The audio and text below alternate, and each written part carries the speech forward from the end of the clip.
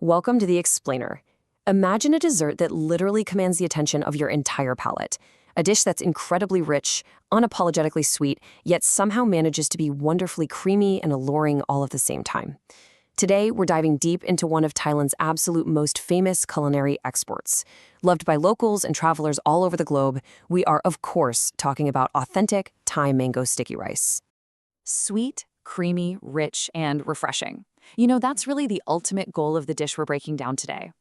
What's truly fascinating about this classic Thai dessert is its sheer simplicity. We're looking at a masterpiece built on very humble foundations: incredibly soft sticky rice, fresh, perfectly ripe mango, and fragrant coconut milk. When you treat these simple ingredients with the exact right technique, they create something entirely unforgettable. Okay, let's dive into this.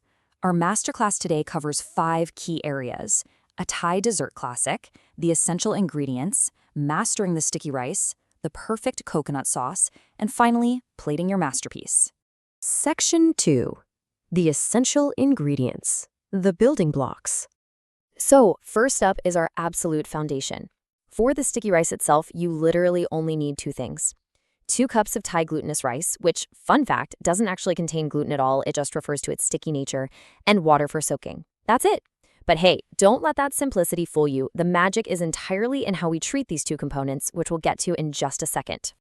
Now, a lot of people don't realize there are actually 2 distinct coconut mixtures going on here. First, there's the sweet coconut soaking sauce, which needs 400 milliliters of coconut milk, half a cup of sugar, and half a teaspoon of salt. Then you've got the slightly thicker topping sauce, which serves as a finishing touch.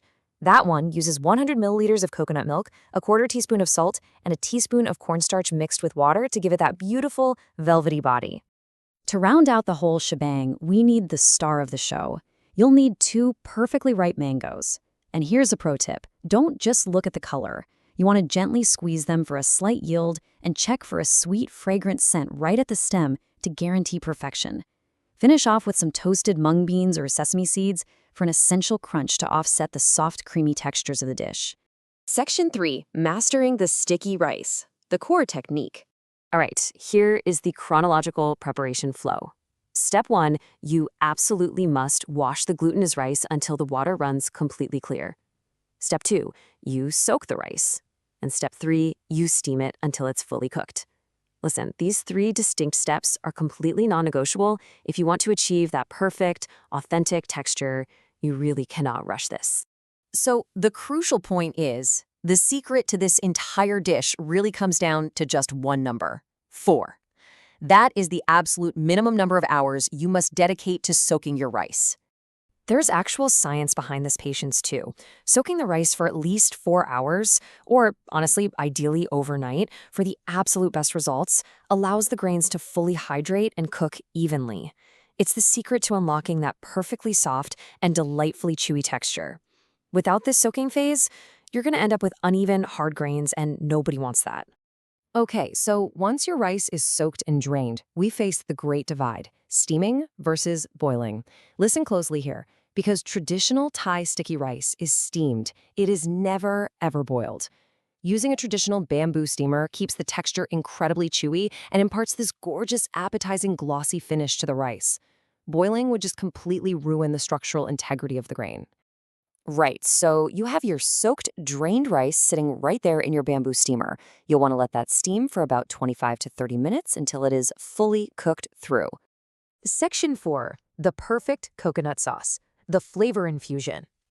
The true magic of this dish is that the flavor infusion process actually happens simultaneously. While your rice is steaming away for those 30 minutes, you're going to prepare your coconut milk mixture. But before you turn on the stove, I have a question for you. What do you think is the absolute cardinal rule for heating this delicate combination of coconut milk, sugar, and salt? There's a very common trap here that will absolutely ruin your dish if you aren't careful. And the answer is, do not let it boil. Seriously, boiling causes the coconut milk to separate and turn totally oily. You want to combine your ingredients and use a very gentle touch over low heat. Your one and only goal here is to let the gentle heat dissolve the sugar completely. Do not rush it. Let's move on and see how this builds our final flavor profile. Your rice is perfectly steamed and piping hot. Your coconut sauce is warm and the sugar is completely dissolved. Step 1, you transfer that hot sticky rice directly into a large bowl. Step 2, you slowly pour that sweet coconut milk mixture right over the rice. Step 3, gently mix them together. And that brings us to our next crucial metric, 20 to 30 minutes. That is exactly how long you must let the hot rice rest so it can fully absorb the sweet coconut milk. This specific absorption period is what gives authentic mango sticky rice its signature rich and creamy flavor. Now, while the rice is resting and absorbing all that goodness, you whip up the topping sauce. In a separate saucepan, you combine your secondary batch of coconut milk and salt. Add in that cornstarch slurry we talked about earlier, and again, stir gently over low heat. The cornstarch will cause it to become slightly thickened. This extra sauce, this is what's going to add a beautiful, luxurious, creamy finish to the final dessert. Section 5. Plating your masterpiece, assembly and balance. Plating is truly an art form, and here are the steps for visual harmony. First, neatly place your coconut sticky rice on your serving plate. Second, lay your incredibly fresh, sweet, ripe, sliced mango right on the side. Third, take that slightly thickened topping sauce and drizzle it generously over the rice. And finally, finish it off with a sprinkle of those toasted mung beans or sesame seeds for that vital extra texture. A perfect balance of tropical flavors in every bite. When you follow all of those steps, that's exactly what you achieve. You get the soft, warm, creamy sticky rice, contrasting with the bright, sweet, refreshing snap of the ripe mango, all tied together by the rich coconut milk and the crunch of the toasted seeds. It's just pure comfort. So I leave you with this final thought. Are you ready to ditch basic desserts and elevate your next dinner party with this iconic Thai masterpiece?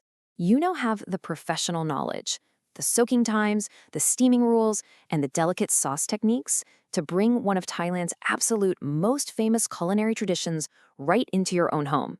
Go get some ripe mangoes, fire up that bamboo steamer, and experience it for yourself.